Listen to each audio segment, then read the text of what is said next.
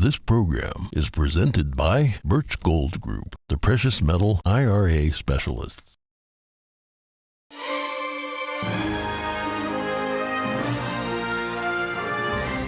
Good morning. In today's headlines, people worldwide are gathering to show support for protesters in China. Many have had enough of the extreme COVID-19 lockdown policies. We have more on this show of solidarity. Dueling legal teams in Arizona. Kari Lake vows to carry on the fight, while Katie Hobbs sues a county that refused to certify election results. We have the details. Elon Musk says he is going to war with Apple. The Twitter CEO is accusing the tech giant of censorship and monopolistic behavior. Find out why. Over 2 million people remain under a boil water notice in Houston. Officials say the culprit was a power outage.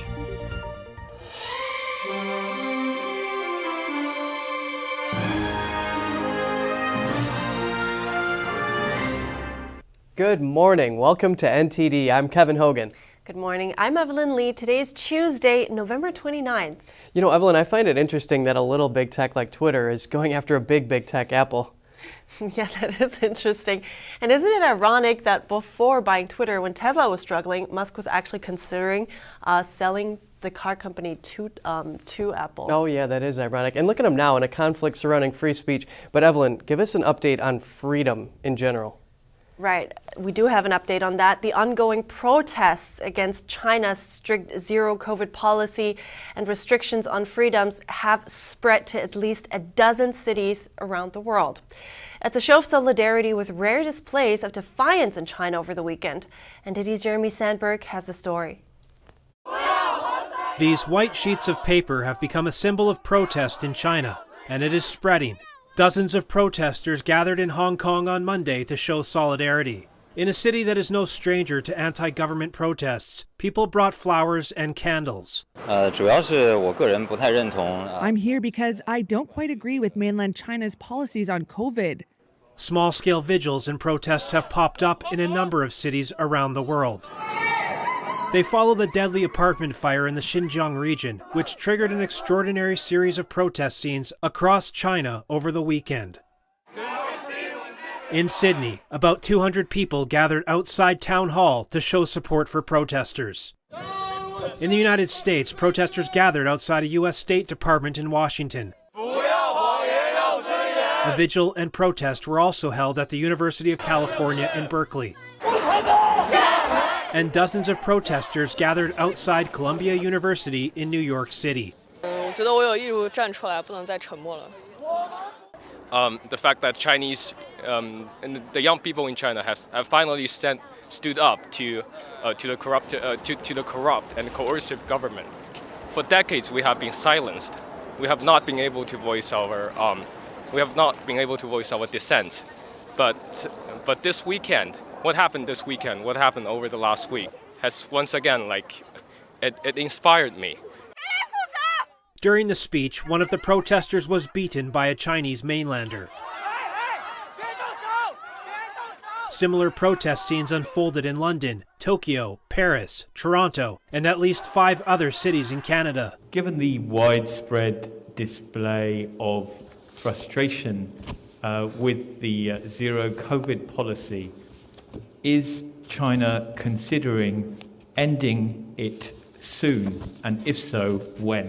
A spokesperson for the Chinese Foreign Ministry said that Beijing was not aware of any protests abroad calling for an end to its zero COVID policy.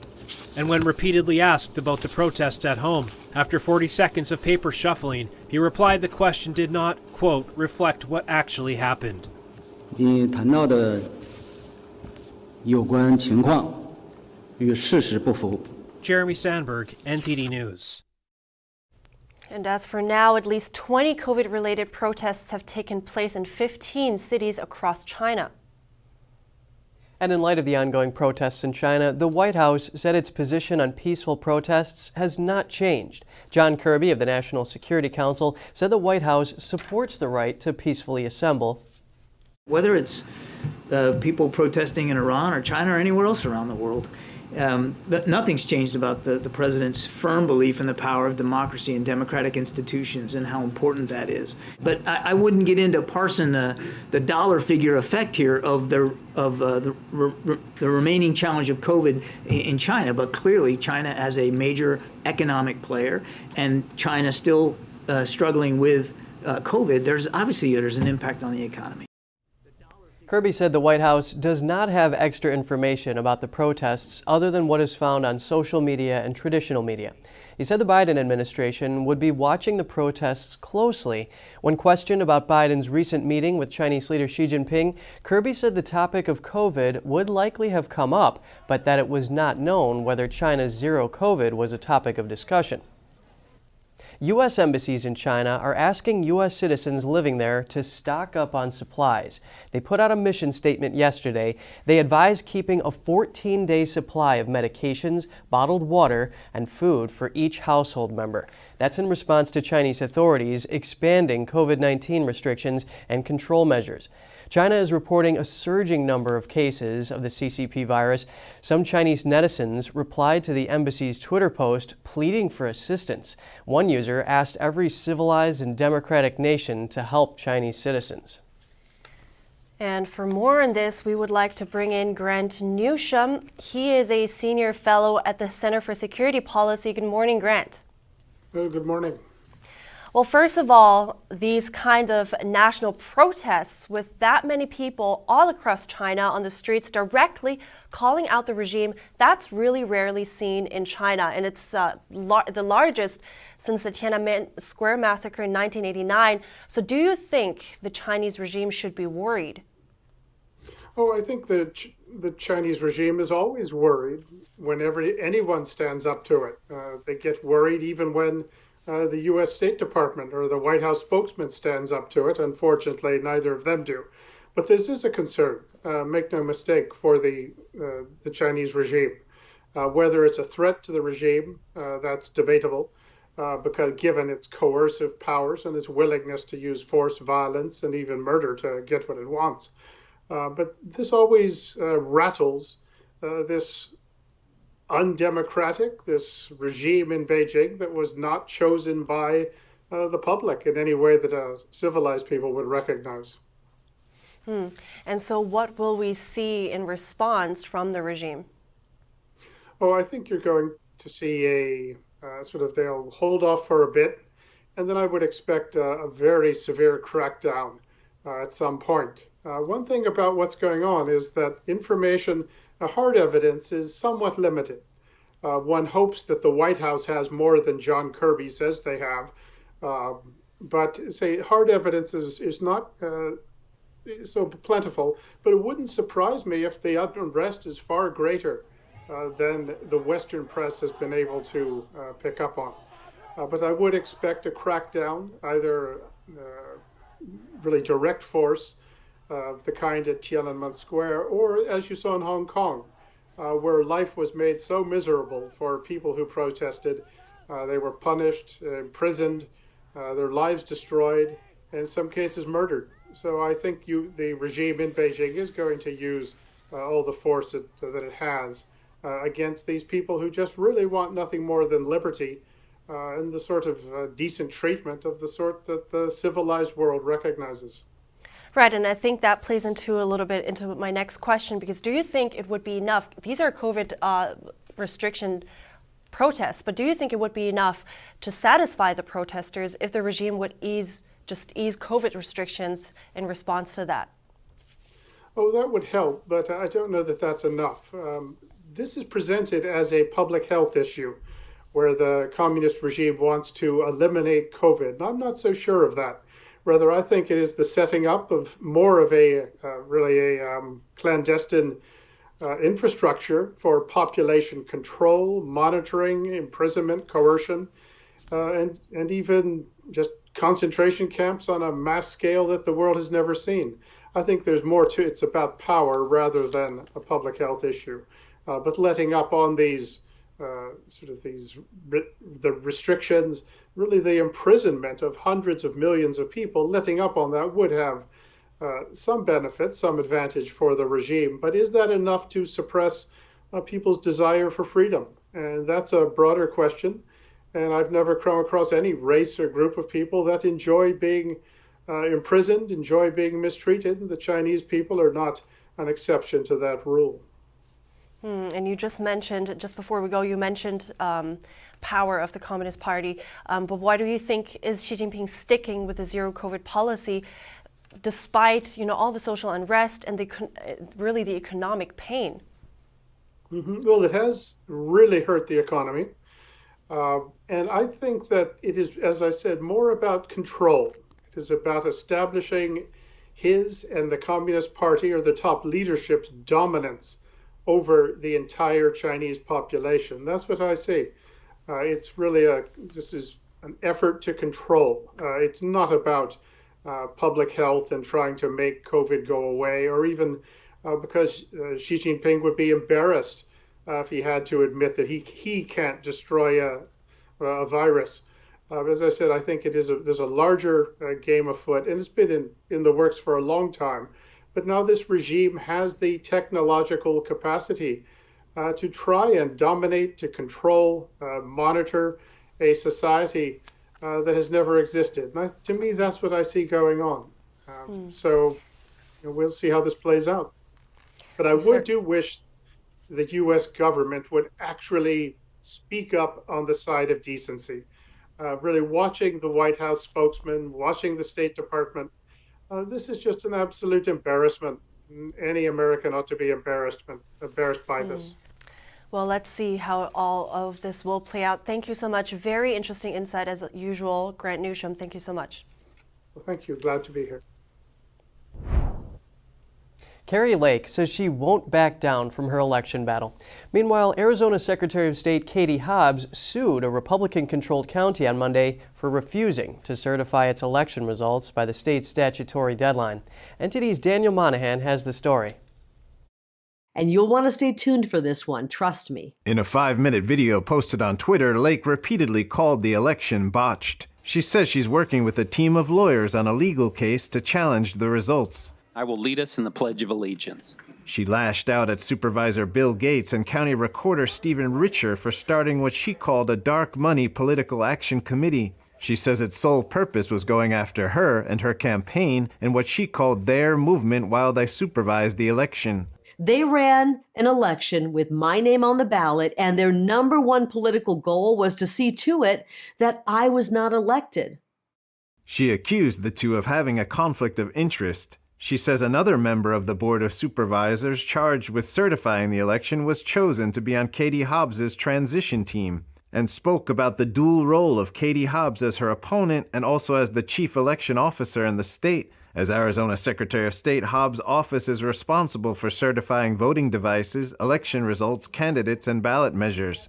The video came in the wake of Maricopa County certifying the election results. Maricopa County Supervisor Bill Gates. It is our statutory duty to complete this part of the election process. Gates said by law, residents can't challenge results until after the county and the state certify them. Challengers then have 5 days to complain. More than 1.5 million county voters cast ballots, 290,000 on Election Day alone, a large percentage of them Republican.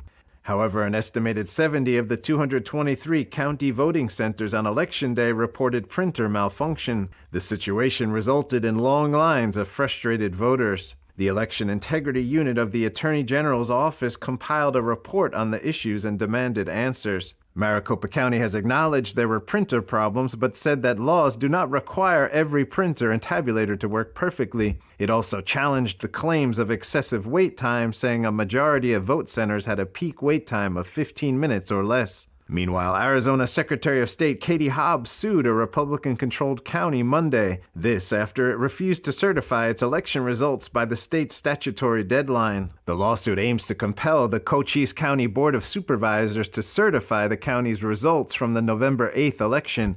Officials in Cochise voted earlier in the day against certifying its election results. Under state law, Arizona is supposed to certify its results by December 8th, with or without certification from all the counties. Daniel Monahan, NTD News. The Biden administration announced the approval of a possible sale of arms to Finland on Monday. The missiles and weapons are worth an estimated $323 million. It comes after Finland and Sweden moved to join NATO earlier this year. Russia's invasion of Ukraine has motivated the countries to increase their defenses. The U.S. says the sale will improve Finland's air-to-air and air-to-surface weapons capabilities and will positively impact relations with countries in the Nordic region. They also say it will support U.S. foreign policy and national security by improving the security of a trusted partner. And coming up, Twitter owner Elon Musk has a question for Apple CEO Tim Cook. What's going on? Find out why Musk is declaring war on the tech giant. And over 2 million people in Houston are still under a boil water notice caused by a power outage. That and more when we come back.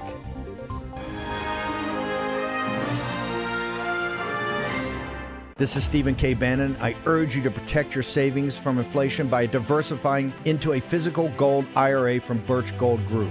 Simply text the word NTD to 989898 and you'll get a free info kit on gold IRAs explaining everything.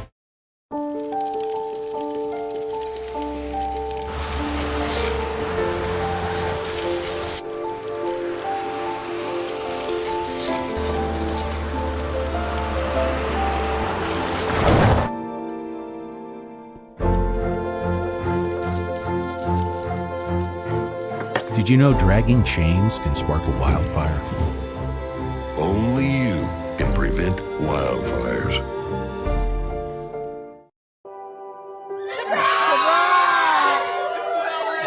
I see the future is really bright for me. The high school diploma is just added to the confidence, and now I feel unstoppable.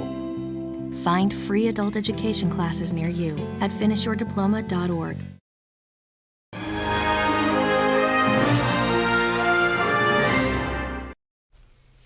Welcome back. Officials say more than 2 million people in the Houston area remain under a boil water notice, This after a power outage caused low water pressure at a water purification plant. The order, which means water must be boiled before it's used for cooking, bathing, or drinking, also prompted schools in the Houston area to close Monday.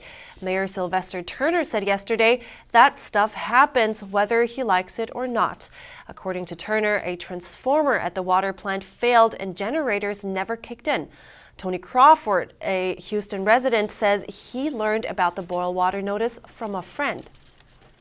This is the first time ever, and I'm from Houston, and I'm almost in my 50s, so it's never been a water issue for me until today. Officials say the boil water notice should last until sometime this morning. And moving on to a different topic, Twitter's new CEO Elon Musk says he's going to war with Apple. He says Apple slowed advertising on Twitter and is threatening to take it off its app store. He's also accusing them of antitrust violations. NTD's Jeremy Sandberg tells us why. Elon Musk has a question for Apple CEO Tim Cook. What's going on? The new head of Twitter unleashed a litany of tweets on Monday calling Apple out, questioning censorship, advertising, and the perceived monopoly they hold. Musk took issue with the 30% fee Apple charges on everything sold through their App Store. He posted a meme of a car labeled Musk veering off the pay 30% highway at high speed to take the go-to-war exit. Musk has since deleted the post. But it seems the biggest question the entrepreneur has for Apple is around censorship. In one tweet, he says Apple has mostly stopped advertising on Twitter and asks, do they hate free speech in America? He went on to say Apple threatened to withhold Twitter from its App Store, but won't say why. Musk ran a poll suggesting Apple publish all censorship actions it's taken that affect its customers. An overwhelming 85% voted yes. Musk called it a battle for the future of civilization. He says if free speech is lost even in America, tyranny is all that lies ahead. Richard Stern, an analyst from the Heritage Foundation, spoke with NTD's Stefania Cox. He says the Biden administration is putting pressure on companies and using the weight of the government to threaten them to follow their political whim. We can only surmise why Apple's doing that, but the truth is we all see what's happening here is that companies are bowing to this pressure from the government, trying to act in a dictatorial fashion to force companies to bend to their will. Biden said Musk's acquisition of Twitter is worth being looked at when asked if Elon Musk is a threat to national security.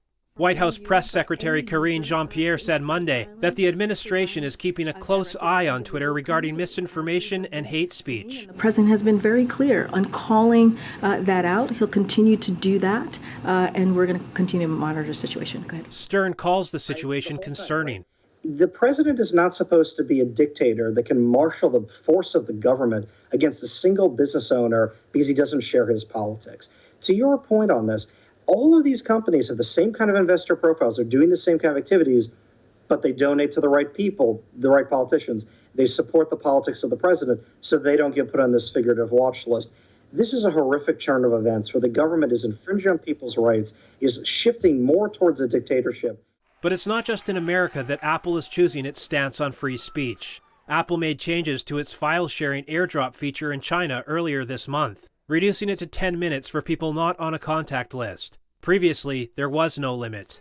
Protesters have been using the tool to get around the country's online censorship and share information and media easily and discreetly. The OS change only affected Apple gadgets in China after people started passing around materials critical of the communist regime and its leader, Xi Jinping. Apple has been criticized in the past for bowing to the Chinese communist regime and altering features. They removed the Taiwan flag emoji for Hong Kong and Macau users in 2019.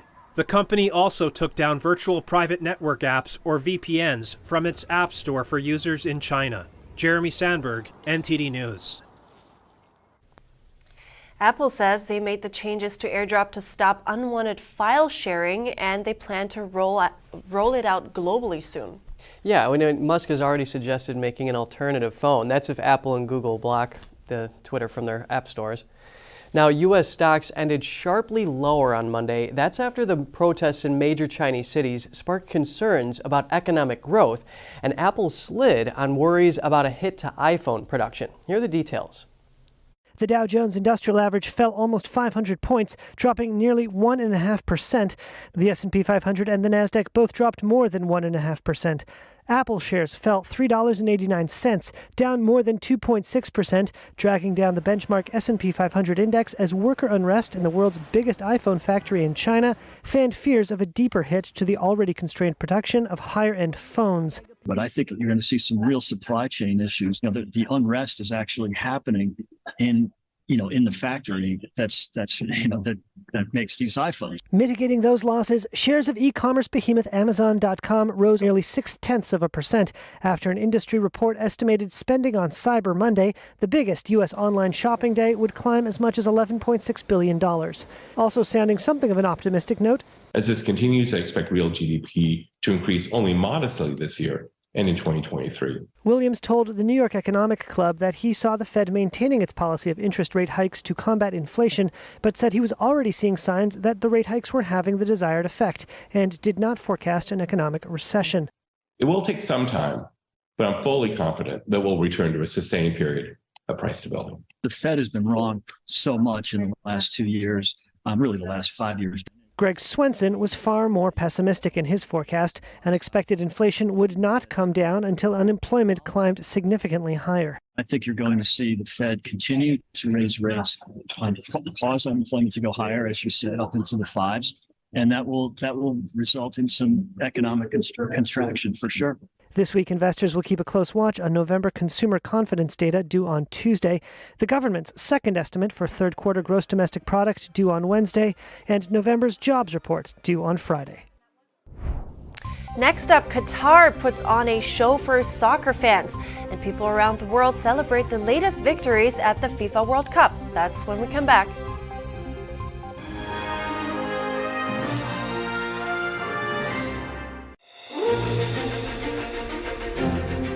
NTD's Capital Report. It's about getting answers, cutting through the fog of politics. It's about your questions and our chances to ask. What is the net impact of the American Carson Graves? Thank you for joining us. We're speaking to those in power to find out what does this mean for the people.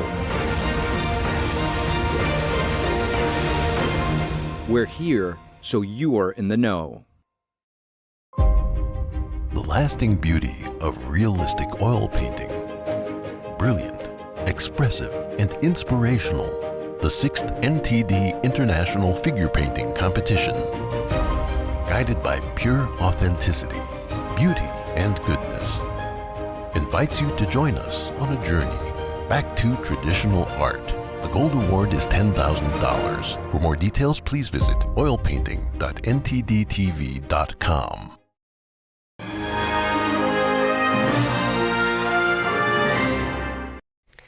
We're continuing the program with the FIFA World Cup. It's bringing together millions of people from all around the globe, and soccer fans worldwide are celebrating their home team. NTD's Flinders Kingsley with a story. As day 9 of the World Cup rolls around, thousands of fans from all over the globe gathered at the FIFA Fan Festival in Doha. Holding their national flags, the patrons watched Brazil play Switzerland and Portugal take on Uruguay on the big screens. It's lovely to see it all come together, and I mean, come on, this is unreal, right? It's amazing! It was incredible. We just saw Brazil win. It was amazing. Everyone stood up cheering. It was great. Everyone coming together, seeing everyone from different nations joining in together. It's incredible. On the other side of the world, in Sao Paulo, Brazil's heavy rain did little to deter the Brazilian celebration. Their national team won their second victory with a 1-0 win over Switzerland. This secured their place in the knockout stages of the 2022 tournament. The game was a bit difficult because Switzerland scored well in Brazil, but Brazil overcame it. The game was exciting. We won 1-0. We are already in the round of 16, and this reign was with God's blessing. Brazil is champion. Brazil! Portuguese fans were also celebrating as Portugal became the third team to enter the knockout round, winning over Uruguay 2-0. Ever since I was little, I've watched the World Cup since 2010, and every year I watch, every year I hope we win, but I think this is the year.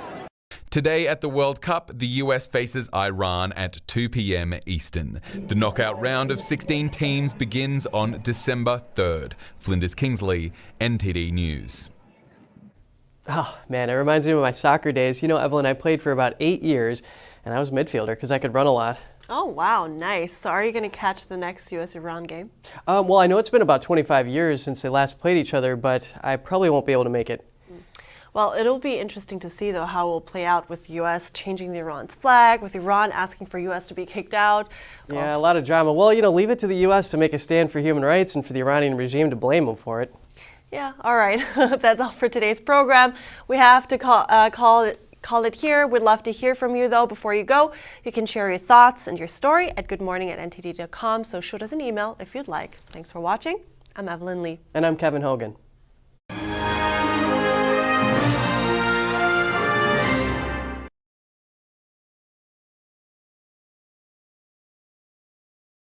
Thanks for watching us on YouTube. Did you know YouTube only keeps selective videos on its platform?